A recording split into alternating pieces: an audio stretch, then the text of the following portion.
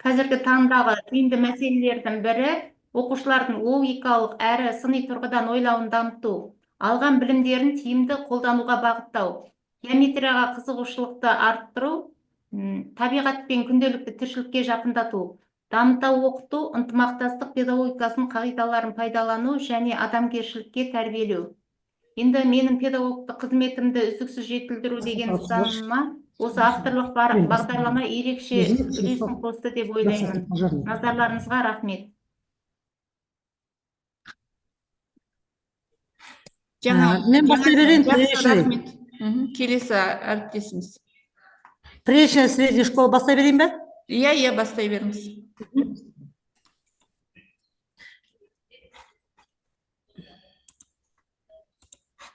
Ой, тұратыңыз, 1 минут. Так, демонстрацияны жіберіңізші. Демонстрация. Демонстрация ашық тұр. Қоса беріңіз.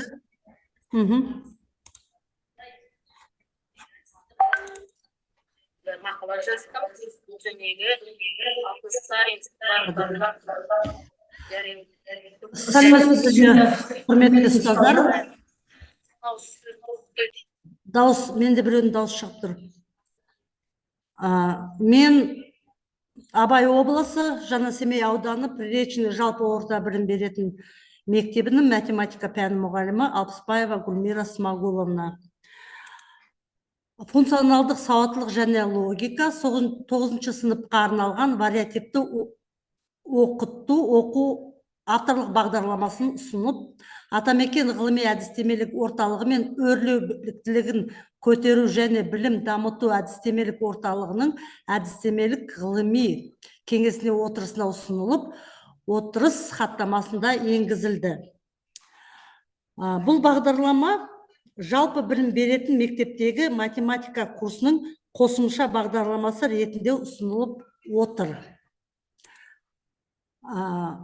Бағдарламаның мақсаты функционалдық сауаттылықты арттыру, логикалық қабілетін дамыту, өмірдегі құбылыстар мен байланысын нығайту, функционалдық сауаттылығы арқылы өмірге дағдыландыру. Бағдарламаның міндеттері: білім берудің жоғары сапасын қамтамасыз ету, бағдарлы оқытуды ұйымдастыру, мектеп бағдарламасын тереңдете оқыту және эксперименттік дәлелдемелерге көз жеткізу, пәнаралық байланысты нығайту, белсенділікке тәрбиелеу, еңбекке, шығармашылыққа көзқарас қалыптастыру, жанашылдыққа баулу, алған теориялық білімдерін практикада қолдана білуге үйрету. Бағдарламадан күтілетін нәтиже: математика пәніне қызығушылығын, математика есептерді шығаруға жаттықтыру, математикалық сауаттылығын өмірмен байланыстыра алу, оқушының материалмен өз бетімен жұмыс жасауы, алған нәтижелерді талдау, жүйелеу, математика есептерін шығара алу және жауапты талдау, қарапайым есептерді құрастыра білу, өзін-өзі бағалау және курс бағдарламасымен оқытқанда оқушылар материалды терең түсінеді және жақсы нәтижелерге қол жеткізеді. Функционалдық сауаттылық және логика вариативтің оқу курсының бағдарламасы 5 бөлімнен тұрады. Кіріспе, екіншісі сандық тізбектерді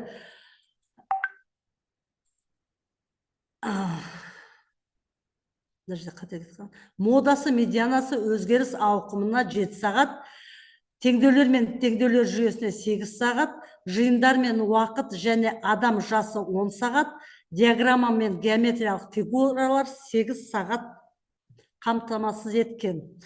Тақырыптық күнтізбелік жоспар барлығы 34 сағат, оқу мақсаты, сағат саны бәрі қойылған. Оқу мақсаты жәнегі берілген неге сыймағандықтан оны бөлек шығарып жазылған. Енді мен ең негізгісі айтайын дегенім, осы бағдарламаның ішінде қамтамасыз етілген есептер. Олар тек қана оқушының сауаттылығын арттыру ғана емес, бұның ішінде қамтамасыз етілген есептер. Не? Қалай деймін ол? Естілмей ма? Естіліп тұр, Бұны іште әріптестер. қамтамасыз Айта етесіздер. беріңіз, естіліп тұр. Пизамен байланысты есептер, математикалық сауаттылық НТ-мен байланысты есептер, және де МАДО-ға дайындыққа да қамтамасыз ететін есептер. Мысалы, сандар тізбегі. Сандар тізбегіне бірінші мысал. Сандар белгілі бір заңдылықпен берілген, бірнеше санды, бесінші санды табындар дейді. Сонда балаларды осындай бір-екі есеппен көрсетілгенде, балалар арғарта кішкене күрделі қиындатылған есептерді өзі бетімен шығарып кетеді. Екінші мысал, 5, 8, 4 және 1, 4 шифрмен жазылған ең үлкен және ең кіші 4 таңбалы сандарының айырмасын табыңдар дейді. Екінші, дәрежелі сандарды қандай цифрлармен аяқталатын байланысты ережелер. Мысалы, мен осы есептерді алғанда, бірмен аяқталатын кез келген сан, кез келген дәрежеде бәрібір бірмен аяқталады деген есепті көрсетіп, мысалдар қарастырамын. Мысалы, 3041 саны 2019 дәрежеде қандай цифрмен аяқталады дегенді осыны ашып жазып, көз жеткізуге мысалмен жеткіземін. Сол сияқты екіні.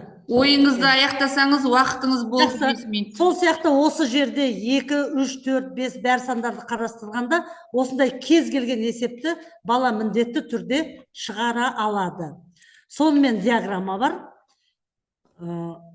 Диаграммаларда осы сияқты бір-екі мысалдар көрсетілгенде, балалар өз бетімен осы бағдарламаны өтіп болғанда кез келген есепті шығарып алады деп сенемін.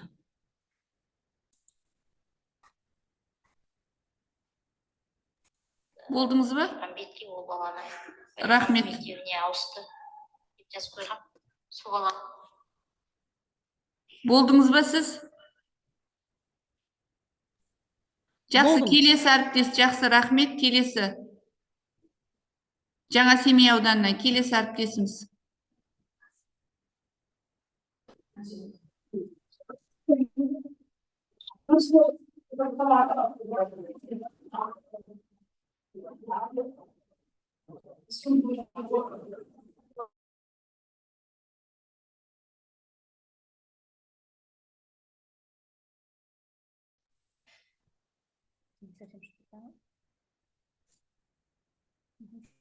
Қазір міне Озерки мектебі. Бастайын. Сәл көрініп тұр ма?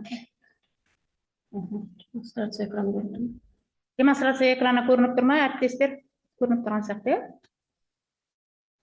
Көрініп тұр, иә, демонстрациямыз? Көрініп тұр. Сәлеметсіздер ме, әріптестер? Мен Озерки жалпы орта білім беретін мектебінің математика пәні мұғалімі Аманжолова Шакизат Іштіковна.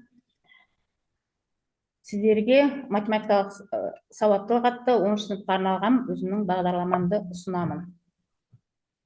Енді жалпы осы бағдарлама бойынша, мен сауаттылық бойынша 10-11 сыныптарға факультативтік курстар жүргізгеніме бірнеше жыл болып қалды. Сол себептен осы тақырыпты таңдап отырмын мен. Бүгінгі таңда білім беру жүйесінің негізгі бағыттарының бірі оқушылардың функционалдық сауаттылығын дамыту. Осы бағдарламада 10 сынып оқушыларының математикалық сауаттылығын жетілдіруге, математикалық білімдерін күнделікті өмірге қолдана білуге және сыни тұрғыдан ойлау қабілеттерін қалыптастыруға бағытталған. Бағдарламаның басты ерекшелігі оқушылардың логикалық, алгоритмдік ойлау қабілеттерін арттырып, олардың өмірде кездесетін түрлі мәселелерді математикалық тұрғыда талдап шешуіне көмектесу. Курс барысында оқушылардың сандық, графикалық ақпаратты түсіну, математикалық модельдеу арқылы зерттеу жүргізу дағдыларын меңгереді. Жалпы осы курста математикалық білімдерін кеңейтіп қана қоймай, оларды дербес шешім қабылдау, жаңа және білімді өз бетінше іздеп табу, өмірде қолдану дағдыларын дамытады. Енді жалпы осы бізде бағдарламада 34 сағатқа арналған. Бұның бағдарламасын мен барлығын программасын енгізген жоқпын, енді сондықтан қысқаша ғана айтып отырмын. 34 сағатқа арналған. Осы курстың мақсаты оқушылардың математикалық сауаттылығын нығайту, логикалық, аналитикалық және алгоритмдік ойлау қабілеттерін дамыту, математиканы өмірдегі жағдайлармен байланыстыра отырып оқыту, оқушылардың өзіндік ізденісін арттыру, зерттеушілік қабілеттерін қалыптастыру. Міндеті математикалық терминологияны сауатты пайдалану, графиктер мен сандық ақпараттарды талдау, функцияларды, теңдеулерді, ықтималдықтар теориясын қолданбалы есептерде пайдалану, логикалық және кеңістіктегі ойлау қабілеттерін дамыту. Енді, мен кетіп қалдым.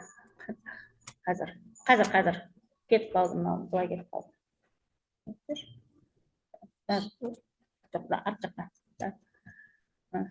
Енді жалпы курстан күтілетін нәтижеміз, оқушылар өз бетінше есеп шығарудың әртүрлі әдістерін меңгереді, теориялық білімдерін практикада тиімді қолдана алады, аналитикалық ойлау және математикалық модельдеу қабілеттерін дамытады, өмірлік жағдаяттарда байланысты есептерді математикалық тәсілдер арқылы шешу дағдыларын қалыптастырады және өз беттерімен зерттеу жұмыстарын жүргізуге үйренеді. Жалпы енді мен қысқаша ғана қорытындысын айтсам, негізі осы бағдарлама бізде математикалық сауаттылығын арттыруға бағытталған кешенді курс болып табылады. Өйткені бізде математикалық сауаттылығының бәрі өте қажетті бағдарлама екенін білеміз. Өйткені 11-ші сынып бітіргенде бізде оқушылар міндетті түрде математикалық сауаттылық атты ұбытта бар математикалық сауаттылық. Курсты аяқтағаннан кейін оқушылар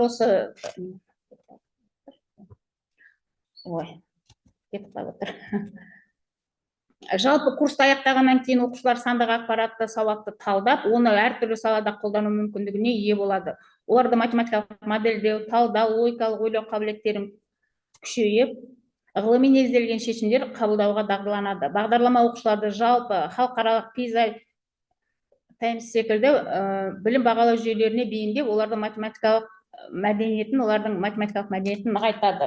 Жалпы сауаттылық бағдарламасы оқушылардың заманауи білім талаптарына сәйкестендіріп, олардың академиялық және кәсіби дайындығын арттыруға мүмкіндік беретін маңызды оқу құралы болып табылады. Енді мен әдебиеттер бірнеше қолдандым және бұл бағдарлама менің республикалық педагог журналына жарияланды. Сол пікірлері бар және плагиатқа тексерілген бағдарлама. Таратылым бізде, мен Жарма ауданына тараттым, содан кейін қаланың мектебіне таратылым болды және осы курстың нәтижесі деп білемін. Мысалы, енді биыл 11-ші сыныбым бар, сол 11-ші сыныптың оқушылары алтын түлек олимпиадасынан орын алды және қатысты. Одан кейін міне болып жатқан 7-8 сыныпқа арналған олимпиадаларда орын алған оқушылар бар. Аудандықтан төменгі сыныптарға мен айтпай отырмын, өйткені төменгі сыныптарға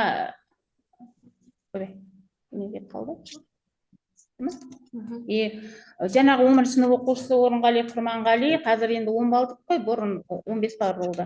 Енді 10 балдықтан 9 балл алып жүрген оқушыларымыз да бар. Осы математикалық сауаттылықтың негізі нәтижесі деп білемін. Жалпы болашақта мен осы бағдарламаны жоғары сыныптарға Уақытыңыз аз кетті, 5,5 минут болды. Жақсы, жоғары сыныптарға да ғана Живот болит, он же вот так вообще, она ходит. Сөз ойымды бөліп жіберді ана жақта бірдеңені. Төменгі сыныпқа да осындай бағдарлама жасайтын ойым бар. Назарларыңызға рахмет. Алдағы уақытта да мен осы бағдарламамен жұмыс жасай беремін. Жақсы, рахмет. Уақытты дұрыс қолдансақ деп ойлаймын. 5 минут деді ма? 5 минут. Жақсы, рахмет. Келесі әріптесіміз бар ма?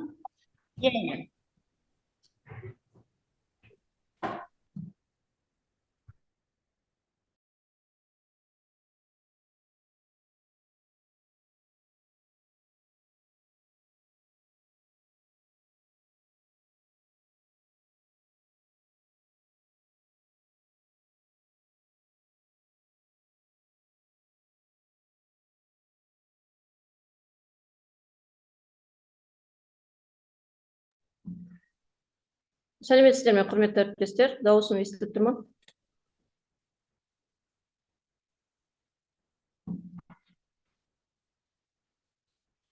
Сәлеметсіздер ме, дауысым естіліп тұр ма?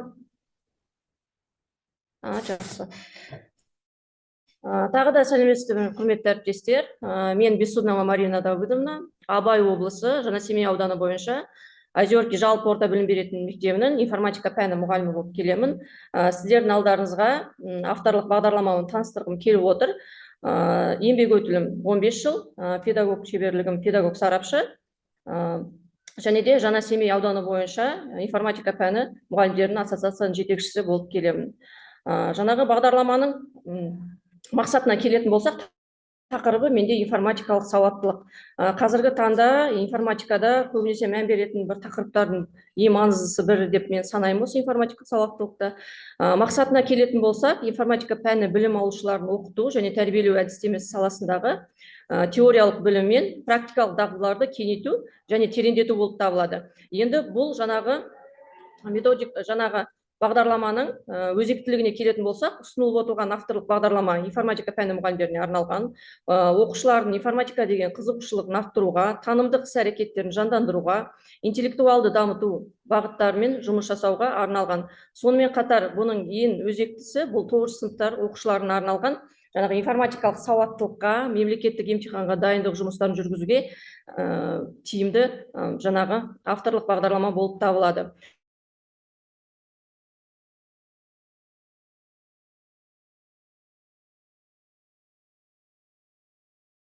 Бағдарлама 34 сағатқа негізделген, және де неге алатын болсақ, жалпы информатика пәнінде көптеген сайыстар, конкурстар, чемпионаттар көбінесе бағдарламалау тіліне ғана негізделген. Сондықтан жаңағы білесіздер 2 жыл болды, міне мемлекеттік емтиханға осы информатика пәні кіріктірілген болатын, ұбт-ға кіріктірілген болатын, әртүрлі зерттеулерге кіріктірілген болатын. Сондықтан осы информатикалық сауаттылығын тақырыбын алып, өзіме бір бағдарлама жасалғым келген болатын. Және де мемлекеттік емтихан оқушылар тапсырған кезде бізде қиындық туындайтыны осы информатикалық сауаттылық, өйткені жаңағы теория мен практиканы бірге ұштастыру керек. Және де ұбт-да да тура тапсырмалардың барлығы информатикалық сауаттылыққа арналған. Және де ауыл олимпиадасы білесіздер, міне 2 жылдан бері бізде ауыл олимпиадасы бар. Сол ауыл олимпиадасына 1-ші жыл оқушым қатысып, бірақ өкінішке орай орын ала алмадық, өйткені көп тапсырмалар информатикалық сауаттылыққа. Біз мысалы дайындаған болсақ, жаңа бағдарламалауға бізде информатикалық сауаттылыққа көптеген тапсырма соған қарай болғандықтан, биыл осы бағдарламамен оқушымды дайындап, республикаға дейін шыққан болатын. Және де 7-8 сыныптардың тапсырмаларын қарайтын болсаңыздар, олимпиаданың барлығы қазіргі таңда 1-2 кезеңі информатикалық сауаттылыққа негізделген. Пизаны алатын болсақ, оқушылардың білім жетістіктерін бағалау информатика қазір кіріктірілген. Онда да барлық көбіне тапсырмалар информатикалық сауаттылыққа. Сондықтан бұл бағдарлама тек қана 9 сыныптарға емес, жаңағы 7-8 сыныптар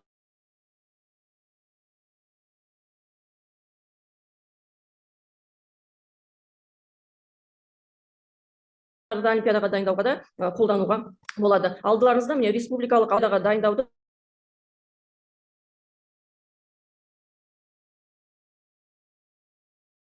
кәдімгі папкалар дейміз ғой, бумаларлығын осылай жинақтап отырамын. Және де осы жинақтаған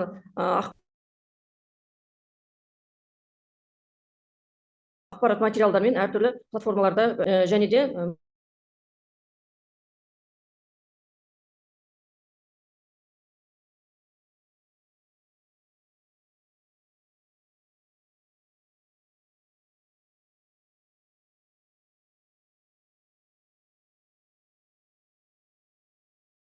интернет нашар болып тұр ғой дейме, қатып қалып жүрді.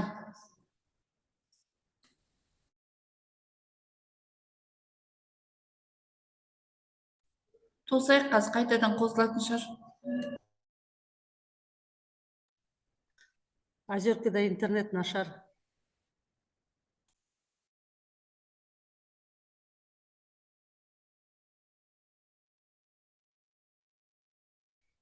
естіліп тұр ма? Естіліп тұр ма? Әріптестер, естіліп тұр ма? Иә, Марина, инспектор. естіп тұр. Жақсы. Жаңағы антиплагиатпен жаңағы іс тәжірибемен бөлісу жеріне келген болатынмын. Енді іс тәжірибемен бөліскен болатын әртүрлі журналдарда. Әрі қарай енді осы жаңағы менің жаңағы авторлық бағдарламаның нәтижесіне жаңағы оқушым Благочев ұбт-ны жақсы тапсырып Ресей Федерациясына түскен болатын. Бұл осы жаңағы бағдарламаның нәтижесі деп санаймын. Одан басқа жаңағыны айтып кеткен ауыл олимпиадасы оқушым осы бағдарлама арқылы дайындап аудандықта 1-ші орын, облыста 1-ші орын және республикалық кезеңге дейін қатысып келді. Бұл жаңағы осы бағдарламаның нәтижесі. Және де осы 7-8 сыныптарды алатын болсақ, жаңада осы бағдарламамен жаңағы дайындап оқушым жаңағы аудандық кезеңде 1-ші орын алып, облысқа жолдама алды, облыстық кезең әлі болмады. Бұл жаңағы осы бағдарламаның арқасында оқушыларды дайындап, осындай нәтижелерге жеттім. Әрине, осыдан басқа көптеген жаңағы жетістіктерім бар, бірақ олар енді жаңағы информатика сауаттылығына қатысы жоқ болғандықтан сіздерге көрсетпедім. Назарларыңызға рахмет, сұрақтарыңыз болса. Жақсы, бұл іс тәжірибе таратуда сұрақ қоймаймыз. Рахмет. Әріптестер болдық қой дей ме? Жаңа Семей ауданы болдық қой. Сөйлеп тастады ғой. 2 математик, 1 информатик сөйледі ғой.